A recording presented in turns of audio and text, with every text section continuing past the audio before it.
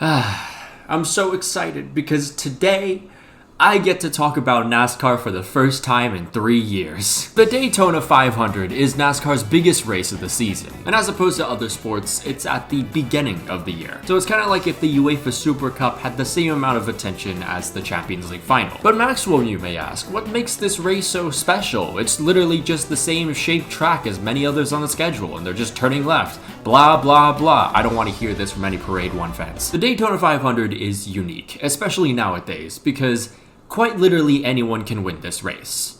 I'm not kidding, by the way. Because of a plate that restricts the air that goes through these cars, drafting becomes the name of the game. So it's like if you had every team in the new Champions League format on a level playing field, just hundreds of position changes in a single lap.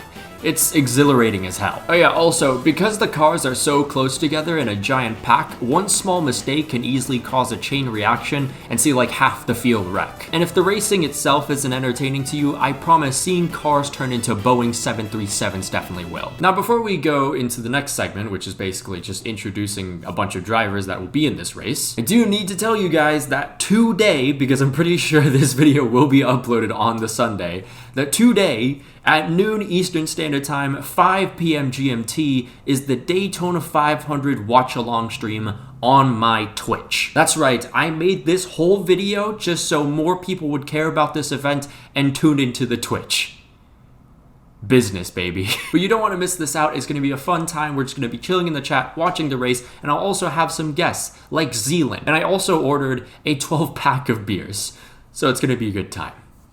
Raise hell, praise Dale. We'll kind of do this based off the odds, and then I'll just throw a couple other drivers in that I think would be kind of interesting. The favorite to win this race so far is Kyle Larson, and Kyle Larson is like the Jude Bellingham of NASCAR. Both are at the top of their game and very versatile. Jude can play numerous positions in the midfield and attack, while Kyle Larson has excelled in so many different forms of racing. He was even 5th at one point in his Indy 500 debut last season, and yes, he's a better all-rounder than Max Verstappen. Kyle is regarded as the best driver in this field. Consistently over the past few years he's been that way.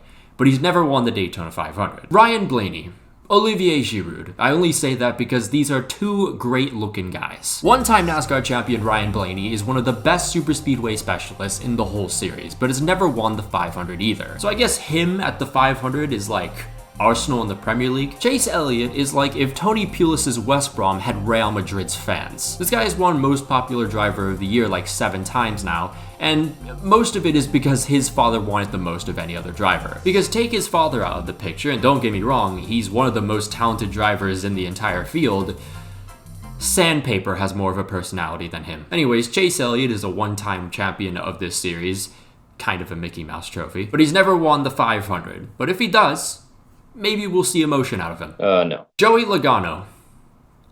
Osama Bin Laden. One-time Daytona 500 winner, 3-time NASCAR champion, and every single one of them so incredibly undeserved. It's like England in Euro 2024. Like those motherfuckers did not deserve to be in that final. Joey Logano nowadays is probably the most hated driver in the entire series, for many different reasons. I hate him as well nowadays.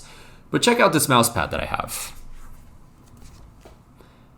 I've used this since 2009. Denny Hamlin. This guy is like the Man City of Daytona 500s. I say that in relation to the Champions League, because just like City, Denny Hamlin had like 10 attempts before he ever won his first 500. He also won his first in one of the closest finishes in the event's history. Brad Keselowski.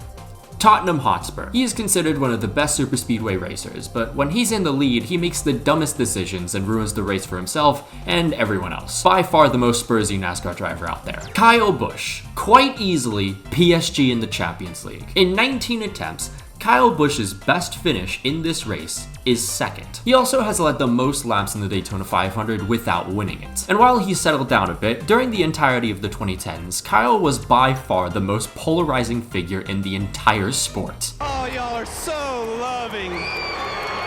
Thank you. Kyle Busch, driver of the number 18 Double Mint Camry, ready to win it again.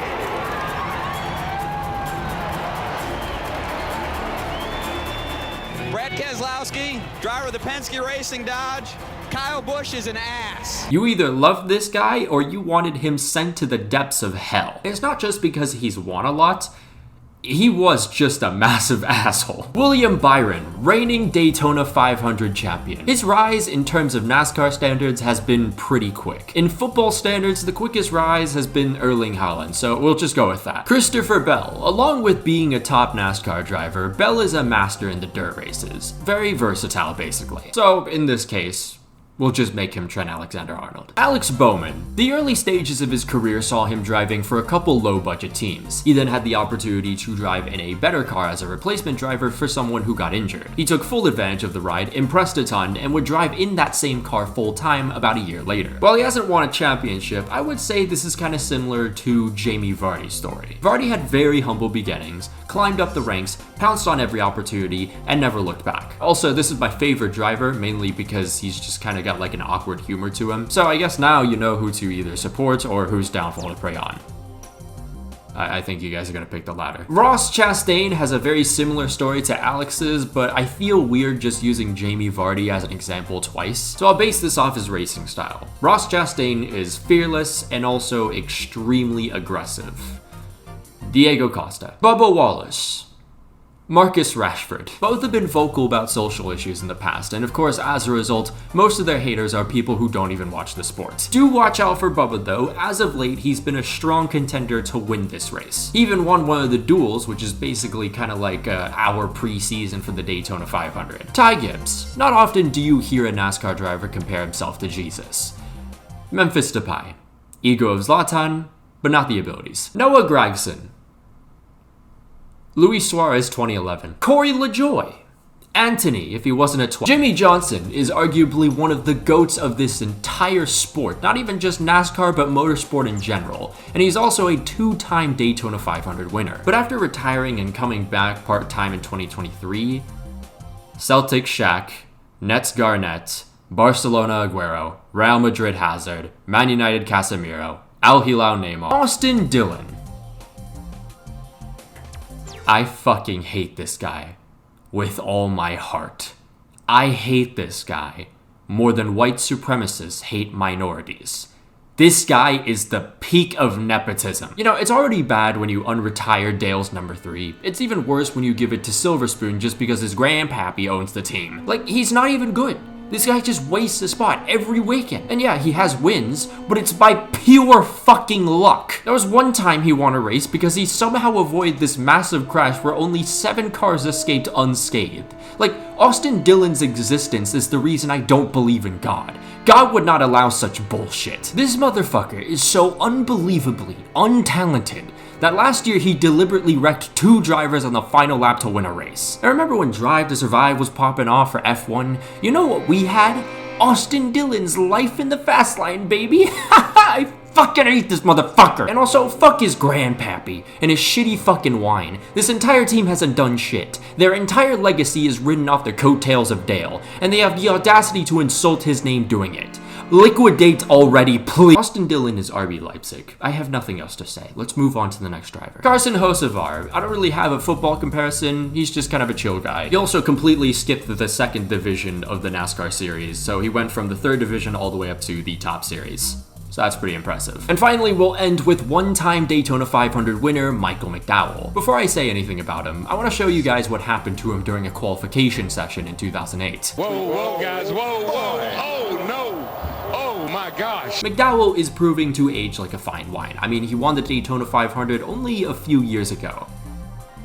Chris Wood. Also, we have a couple foreign drivers if you want to support based on national pride, kind of like how F1 works. Daniel Suarez is from Mexico. His teammate, Shane Van Gisbergen, is in his first full-time season. In NASCAR, we also have like circuits, you know, we do turn right sometimes. And when that is the case, Shane Van Gisbergen, who has the most experience in these types of races, clears everyone. Any other track, he's like kind of in the middle. Probably worse. But Shane Van Gisbergen is from New Zealand, although with a name like that, he can be your Max Verstappen based entirely on just nationality and nothing else. Oh, I completely forgot. There's also IndyCar legend Helio Castroneves. Brazil! So that's the Daytona 500 explained in football terms. Probably a little bit better than the Luka Doncic video in terms of explaining it like that. I just kind of used that as the title. I wish I could have gone a little more depth in this, but it's just the fact that I'm working on this video literally a day before the 500, so I kind of had to keep it short. But yeah, if you've now become more interested in this race, it is later today. It'll be on my Twitch. Well, I won't be sharing the actual race itself on my Twitch stream, but I'm sure there's other ways you can watch it. But of course, a massive shout out to all our members, including Janos Balash, Luke RBB, Araisan, Brazilian Fury, Jeremiah Owusu Ajimang, Django, Anazir Makalankam, Alex Rod, Ulta, Miguel Munoz, Return Fire, Rory Burns, Slider Kid, Taco Okafan, The Cypriot 35, Not Windows 95 Man, Kentra Agacha, St. Terrence, Sylvia Citrus, Wise Orange, Rashford Enthusiast, Cocosaurus Rex, Samu, Cheesebait, Winder Gel, M4 Does Stuff, Finn Likes Rugby More, Davox, The Portugizer, TPSK 25, Polar Protos, Von Fan, Lucian Von Kreuz, Gezeger Special Kivix, Mano Tango Fei, A Ghostly Owl, Coney Wolves, Lickstab, Mutanai, Sketchy Card, KM89, Apollo, Congo Jas 1, German Sayu 7th, Thrilling ADT 13, Los Milos, The FedEx Dude, Freya Vasino, Fuxi, Mad for Ahmad Diallo, Dominic Griffin, Kyler Krebs, Mohammed Altanib, Nish, Patrick Barley, Rashford God 5, Raspberry Ale, and Broken Persona. If you'd like to become a member on the channel, there'll be a link down below and up in the annotations. Forget my socials on this one, just follow the Twitch. It's going to be a good day. It's going to be a big day. I want you guys to tune in because not only are we there for the race, but we're just there to have a good time and chat. And again, we'll have some guests too, including Zealand. You guys want to see Zealand, right? Of course you do. But until then, I'll see you guys.